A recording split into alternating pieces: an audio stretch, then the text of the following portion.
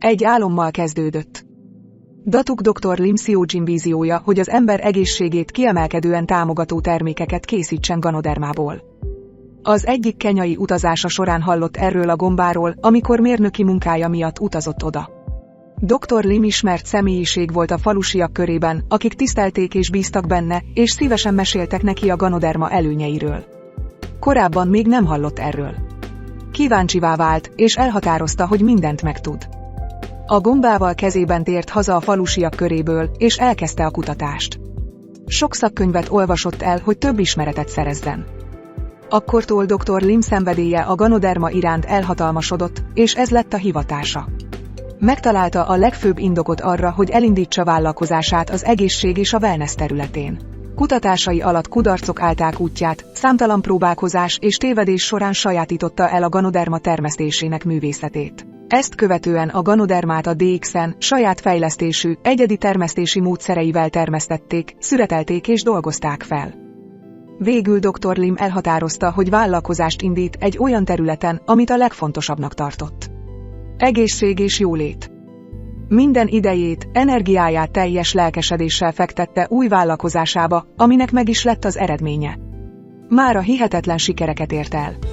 De ez a siker sok áldozattal járt a kezdetekben. Dr. Lim óriási döntést hozott, amelyet felesége és anyja nem fogadtak kitörő örömmel. Felmondott mérnöki állásából. Sok akadállyal és kihívással nézett szembe a kezdetek idején. Emiatt szorongott és félelmet érzett, hiszen semmi biztosítéka nem volt arról, hogy tervei működni fognak. Sok embernek mutatta be jövőképét, hogy egy piacot hoz létre a vállalata számára világszerte, de kicsúfolták, kinevették. Hosszú ideig senki sem csatlakozott a DXN-hez, pedig számtalan előadást tartott. Ez az idő megedzette és megtanulta a rövid távú örömök feláldozását családja és népe hosszú távú boldogságáért cserébe.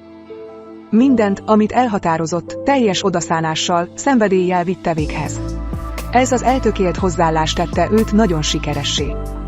Megfogalmazta a DXN filozófiáját. One Dragon, One World, One Market, One Mind.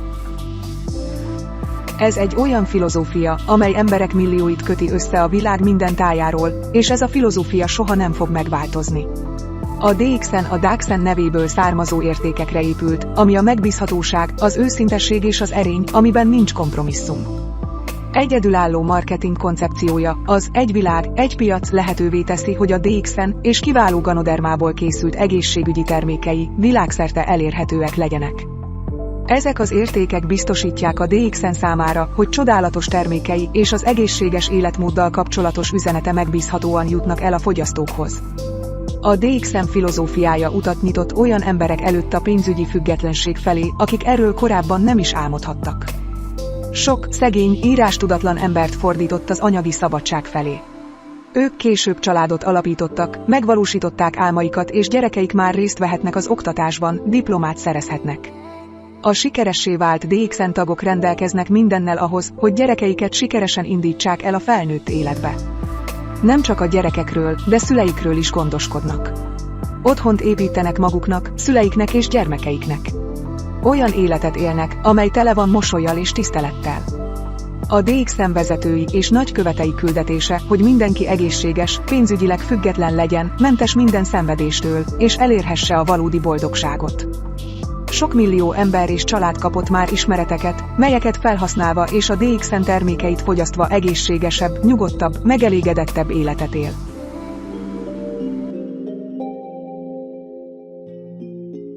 Ezen az úton tovább haladva biztosította DXN további növekedési pályája.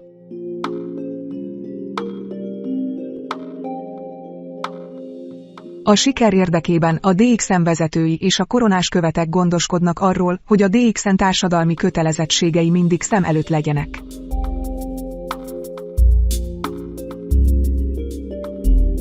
A DXN egyik fő célja, hogy az emberek boldogan éljenek.